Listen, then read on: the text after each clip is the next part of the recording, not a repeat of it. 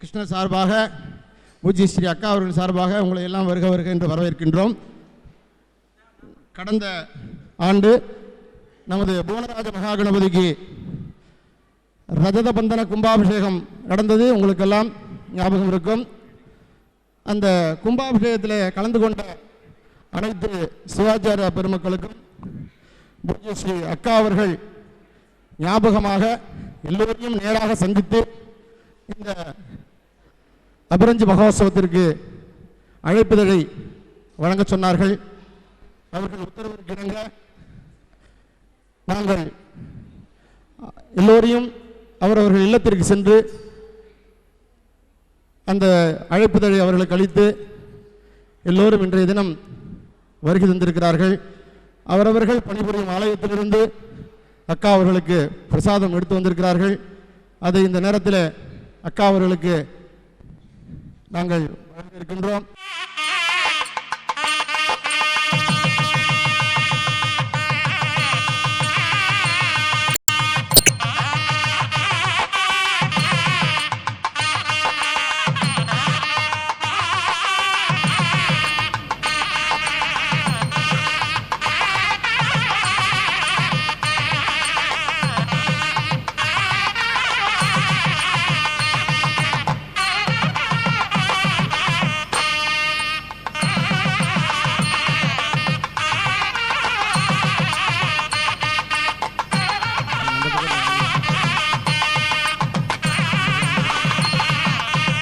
Ashok KK நகர் அம்மன் கோவில்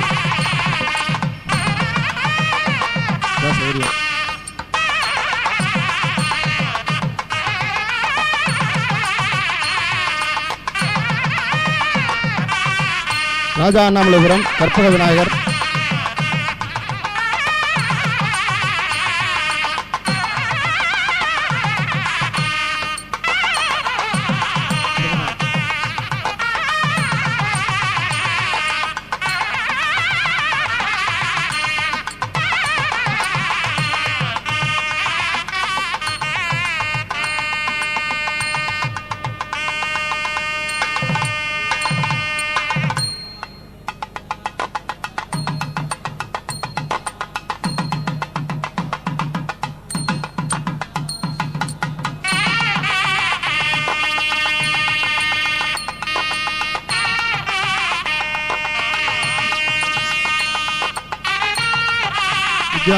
विद्या मंदिर शांति colony Ganesh Shivacharya Ganesh वाद्यर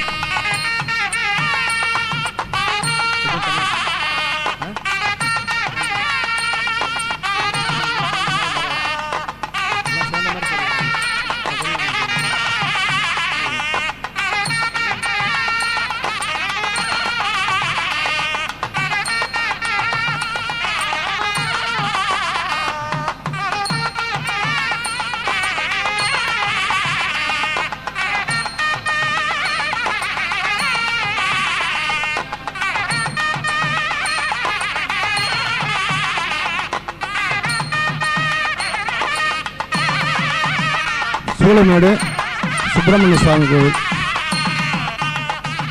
Hindu Devasena சமேத சுப்பிரமணிய சுவாமி கோவில்.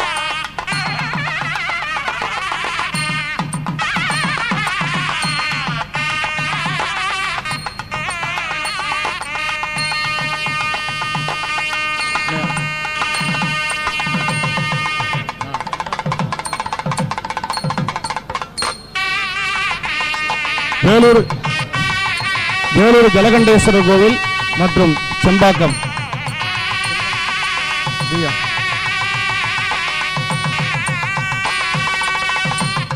வேலூர் ஜலகண்டேஸ்வரர் கோவில் செம்பாக்கம் பிள்ளையார்.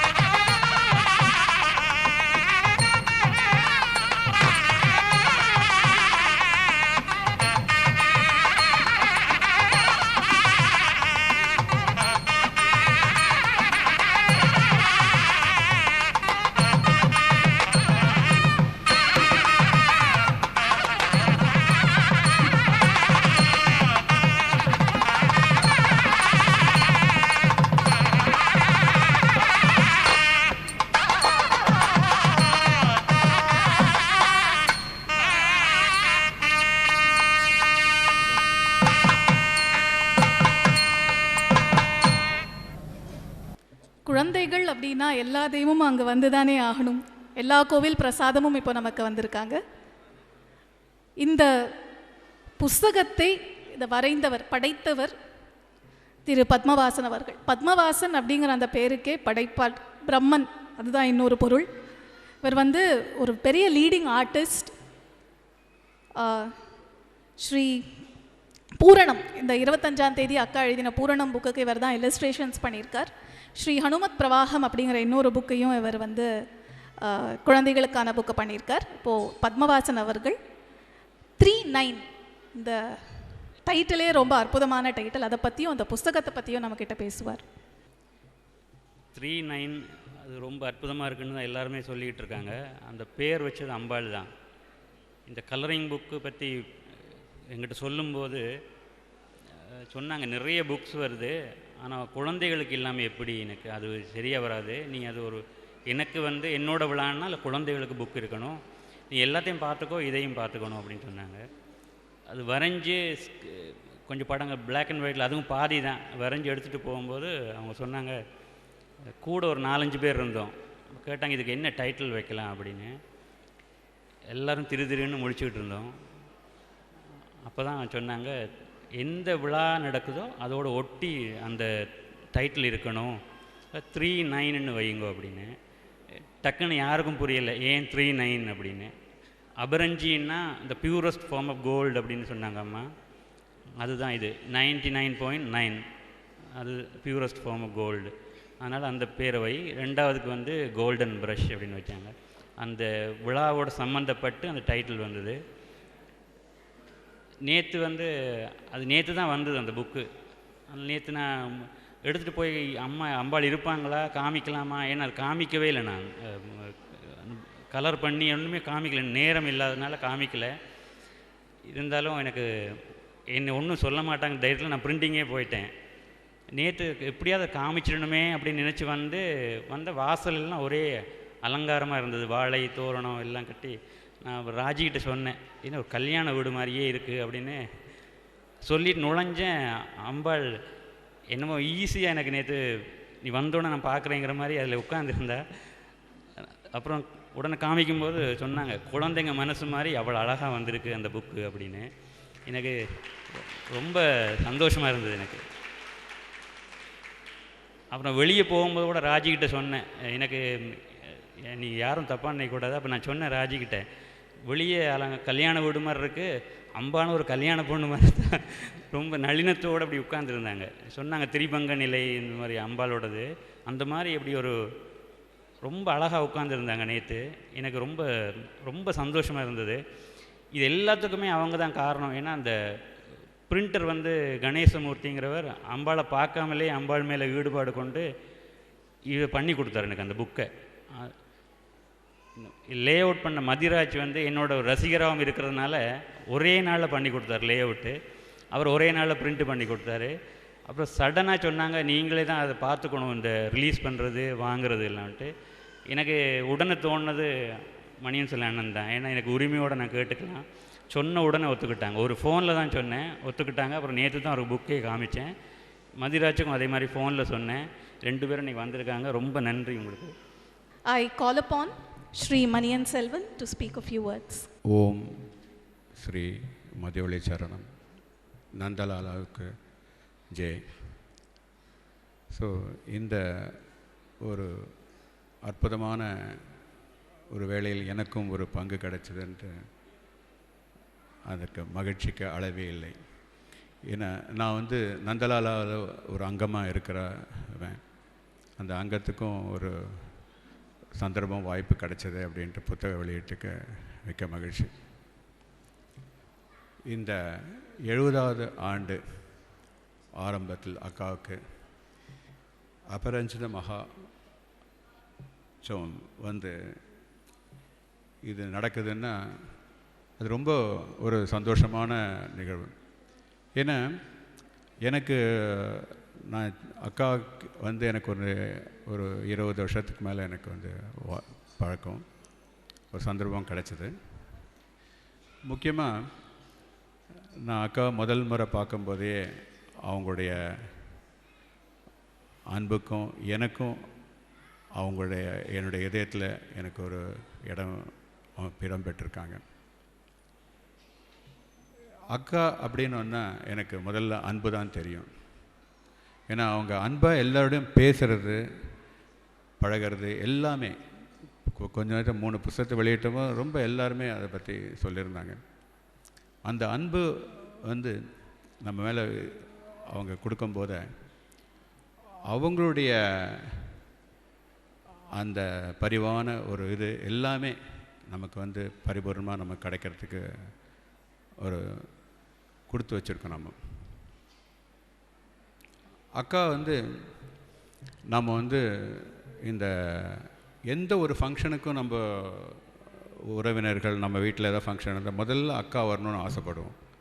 ஏன்னா ஏன்னா அக்கா நம்மளோட குடும்பத்தில் ஒன்றா நம்ம நினச்சி அவங்கள அக்கா அழைக்கும் போது அவங்கள வரும்போது ஒரு சந்தோஷம். அதே மாதிரி அவங்களும் அக்கா நம்ம வீட்டுக்கெல்லாம் அவங்க அந்த குடும்பத்தோடையும் நல்ல பகிர்ந்து சந்தோஷப்பட்டு இருக்கிறது நமக்கு ஒரு சந்தோஷத்தை நம்ம ஏற்படுத்தும். இப்படி பல பேருக்கு இங்கே இருக்கிறவங்க ரொம்ப பேருக்கு அக்கா எல்லா ஃபங்க்ஷனுக்கும் எல்லாத்துக்கும் போயிருக்காங்க. ஆனால் அக்காவுக்கு ஒரு ஃபங்க்ஷன் நடக்கும்போது இது எல்லோரும் ஒன்றா சேர்ந்து நாம் இப்போ நடத்துகிறோம். அந்த மாதிரி அக்கா நம்ம எல்லோரும் இதயத்திலும் இருக்குது. நம்ம அந்த இதயத்தில் வச்சுருக்கிறது. நீ கொஞ்ச நேரத்துக்கு முன்னாடி நான் 3 புத்தகம் அந்த 4 புத்தகம் நடக்கும்போது எல்லாமே ரொம்ப சிறப்பாக நடந்தது. ஆனால் இந்த குழந்தைகள் புத்தகம் மாத்திரம் எனக்கு ரொம்ப ஆச்சரியம். எல்லாம் ஒரு கோவில்லேருந்து அக்காவுக்கு ஒரு இது பண்ணோம் கௌரிக்கும் போது அது ரொம்ப சந்தோஷமாக இருந்தது. ஏன்னா குழந்தைகள் புத்தகம் வரும்போது எங்களுக்கும் ஒரு வாய்ப்பு, இந்த மாதிரி ஒரு சந்தர்ப்பம் கிடச்சது அப்படின்னு. எதுக்காகன்னா அந்த குழந்தைகள் புக்கு நான் நினைக்கிறேன் ரொம்ப மோர் வேல்யூபிள்னு நினைக்கிறேன் நான். ஏன்னா அக்காவோட மனசில் நாம் இருக்கோம் அப்படின்றது ஒன்று, அவங்களும் நம்ம மனசில் இருக்காங்க. இந்த அன்பான மூலியமாக அக்காவுக்கு இப்படி ஒரு பெரிய ஒரு இந்த 70ஆம் ஆண்டு மகோத்சவம் நடக்கிறது, கனகாபிஷேகம் பண்ணுறது எல்லாமே எப்படின்னா நம்ம எல்லாம் ஒன்று சேர்ந்து தேர் இழுக்கிற மாதிரி நம்ம எல்லாரும் அவங்கள நம்ம மனசோட இதிலேருந்து அந்த அன்புன்ற மூலியமாக நம்ம அக்காவோட இந்த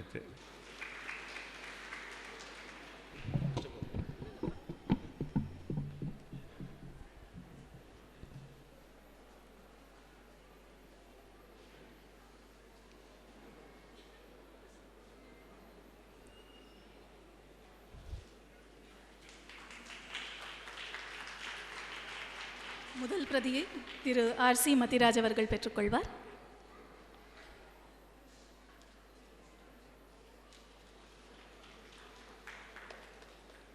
வந்ததிலேருந்து நான் ரொம்ப சந்தோஷப்பட்ட ஒரு நிகழ்ச்சி கடைசியில் வெளியிட்ட குழந்தைகளுக்கான புத்தகங்கள். ஏன்னா நான் வானொலி அண்ணாவாக இருக்கிறதுனால அந்த குழந்தைகளுக்காக புத்தகங்கள் வெளியிட்ட அந்த அற்புதமான பெண்மணியை வணங்குவதில் நாங்கள் கடமைப்பட்டிருக்கிறோம். சென்னை வானொலி சிறுவர் சங்க பேரவை என்று ஒரு பெரிய அமைப்பு இருக்கிறது. அக்கா அவர்களுக்கு அது தெரியும். அந்த அமைப்பின் சார்பில் லட்ச குழந்தைகளின் சார்பாக அவர்களுக்கு நாங்கள் மரியாதை செய்ய கடமைப்பட்டிருக்கிறோம்.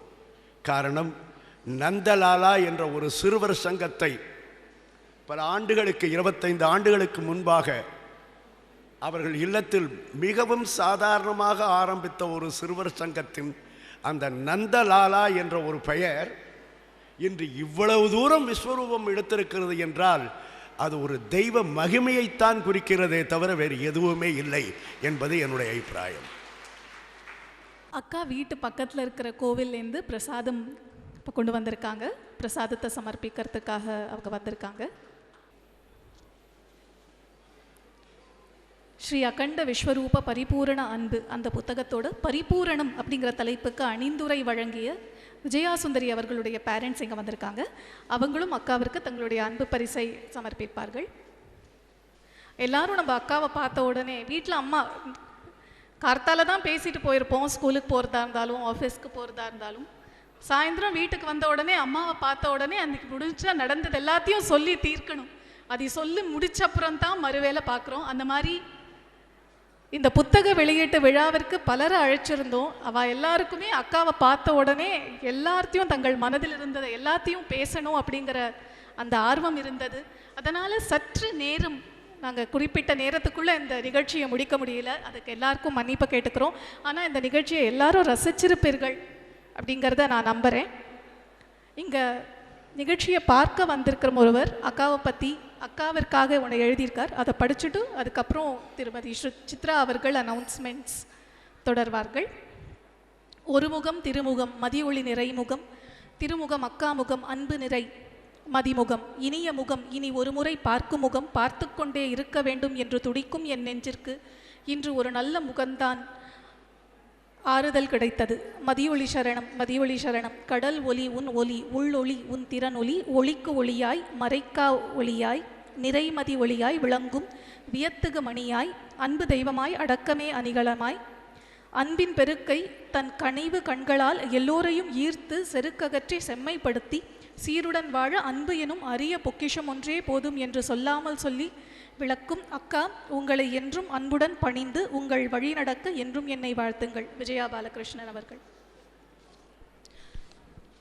கோவில் பிரசாதம் அக்காவுக்கு கொடுக்குறாங்க.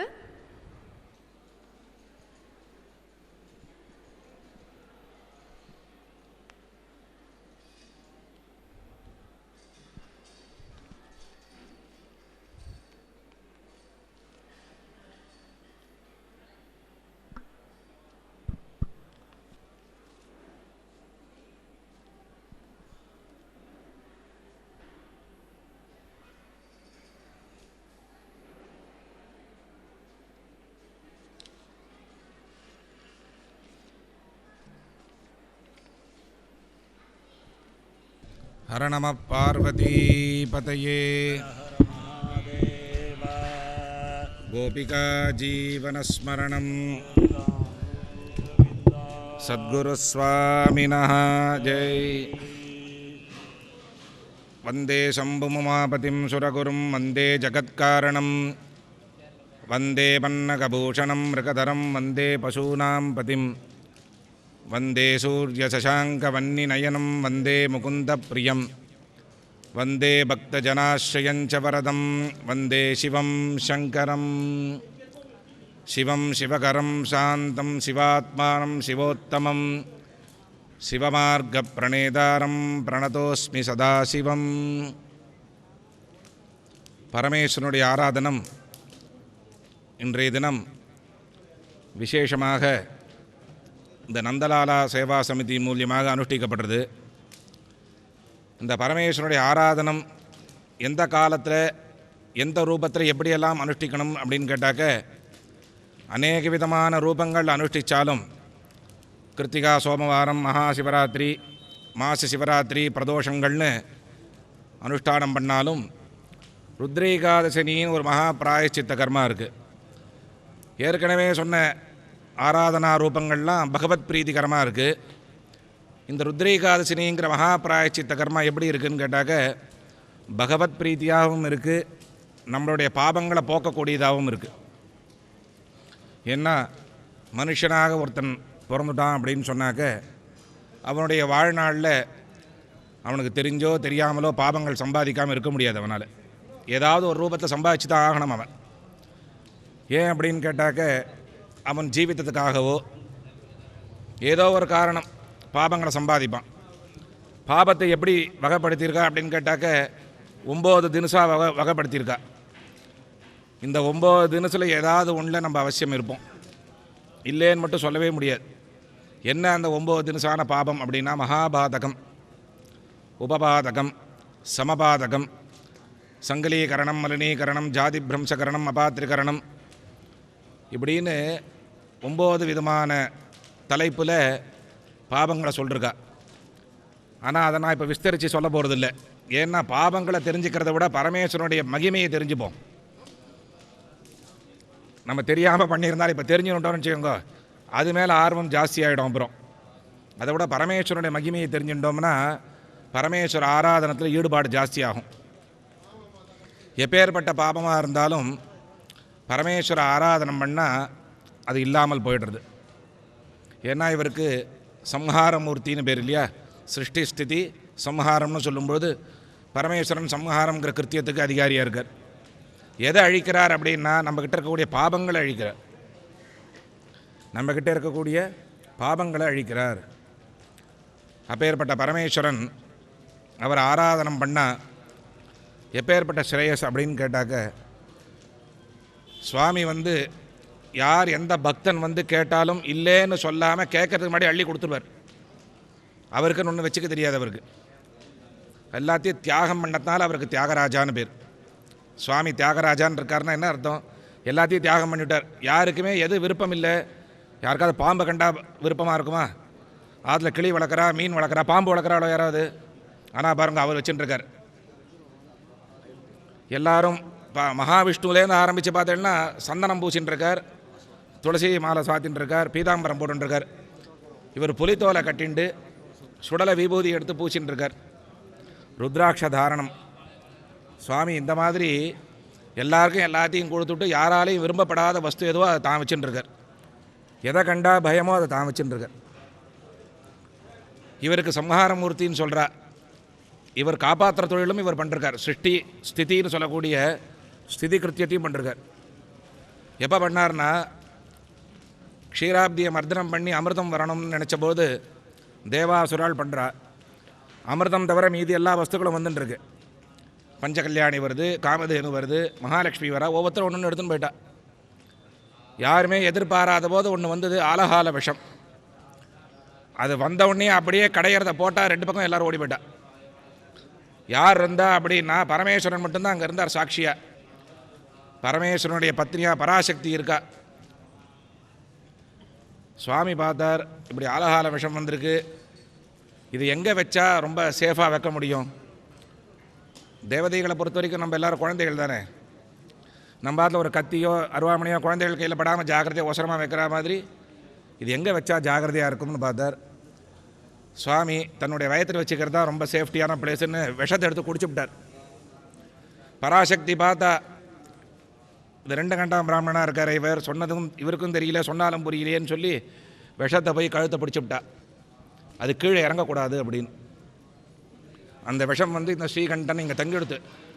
ஸ்ரீங்கிற சப்தத்துக்கு விஷம்னும் பேர், ஸ்ரீங்கிற சப்தத்துக்கு லக்ஷ்மின்னும் பேர், ஸ்ரீங்கிற சப்தத்துக்கு விஷத்துடைய பாம்புன்னும் பேர். இது கழுத்தில் வச்சுருக்கிறதுனால அவருக்கு ஸ்ரீகண்டன்னு பேர். அந்த விஷத்தை சாப்பிட்ட தினம் என்றைக்கு தெரியுமா? சதுர்தசி அன்னைக்கு, கிருஷ்ணபக்ஷ சதுர்தசி. அதுதான் அடுத்த மாதம் வரப்போகிறது, மாக மாதம் கிருஷ்ணபக்ஷ சதுர்த்தி.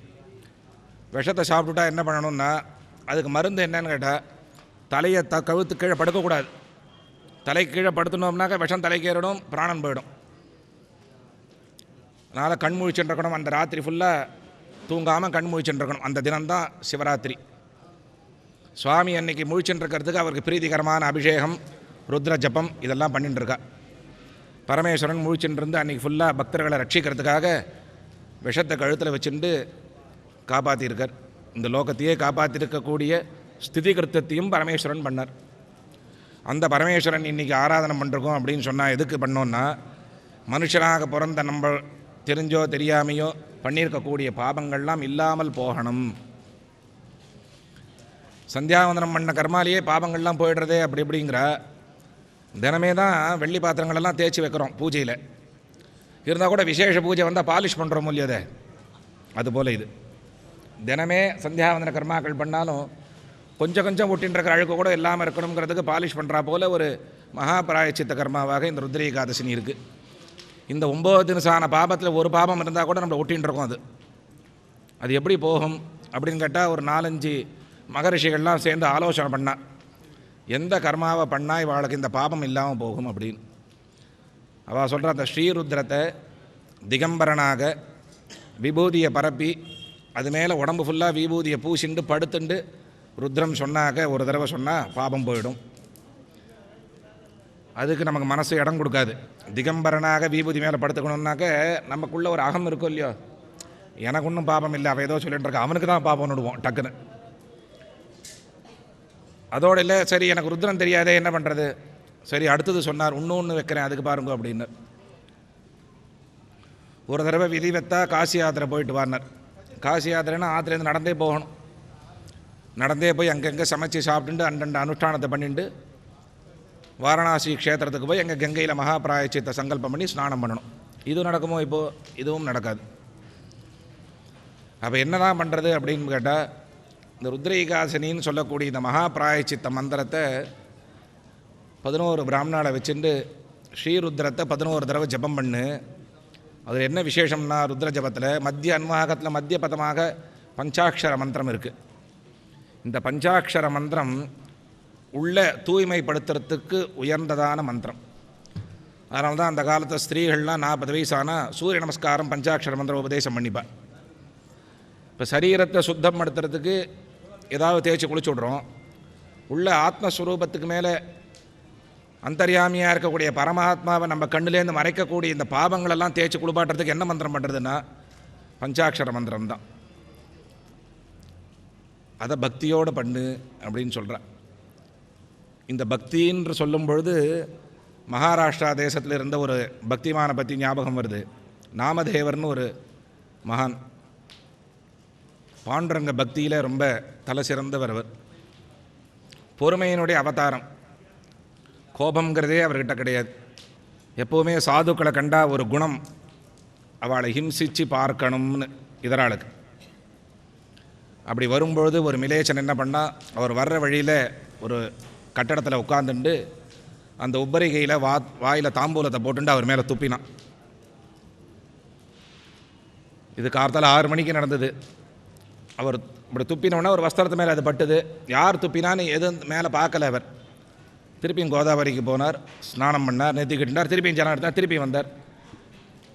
அவன் திருப்பியும் இதே மாதிரி துப்பினான். இந்த மாதிரி அன்றைய தினத்தில் 21 தடவை பண்ணாவன். மத்தியானம் 12:45 மணி ஆகிடுது. கார்த்தால 6லேருந்து மத்தியானம் 12:45 மணி ஆகிடுது. 22வது தடவை வரைச்சி இவங்கிட்ட துப்புறத்துக்கு தாம்பூலம் இல்லை வாயில் போட்டுக்க. இவனே இறங்கி வந்துட்டான். இவர் என்ன கோபமே பட மாட்டேங்கிறாரு, யாரா துப்புறதுன்னு கூட கேட்க மாட்டேங்கிறாரு, ஏறெடுத்து பார்க்க மாட்டேங்கிறாரு அப்படின்னு கீழே வந்து அவரை நமஸ்காரம் பண்ணி, ஏன் சுவாமி உன் கோபமே வரலையா, நான் இவ்வளவு உங்களை அசிங்கப்படுத்தினேனே அப்படின்னார். அவர் சொன்னார், அப்பா இந்த சரீரத்தை தானே நீ அசிங்கப்படுத்தினேன், வஸ்திரத்தை தானே, போய் குளிச்சுட்டு கசக்கி கட்டுன்னு வந்துவிட்டேன். உன் மேலே கோபப்பட்டால் மனசு விகாரம் ஆகிடும். மனசு விகாரம் ஆகிடுதான் எனக்கு பாண்டுரங்கன்கிட்ட போக முடியாது. அதை நான் சுத்தி பண்ணுறதுக்கு அஷ்டாட்சரமோ பஞ்சாட்சரமோ நான் உட்காந்து ஜபம் பண்ணிட்டு இருக்கணும். இது ஏன் நான் அனாவசியமாக மனசை அழுக்குப்படுத்திக்கணும்? அதுக்காக நான் உன் மேலே கோபப்படலை, எனக்கு கோபமும் வராது அப்படி. அதுபோல் மனோவிகாரம் நம்ம வாழ்ந்த நாளில் நமக்கு ஒரு 60 வயசோ 70 வயசோ 80 வயசோ ஏதோ ஒரு காலகட்டத்தில் சில பேர் மேலே கோபப்பட்டிருப்போம். சில பேர் மேலே ஏதாவது கடுமையான வார்த்தைகளை பிரயோகம் பண்ணிருப்போம்.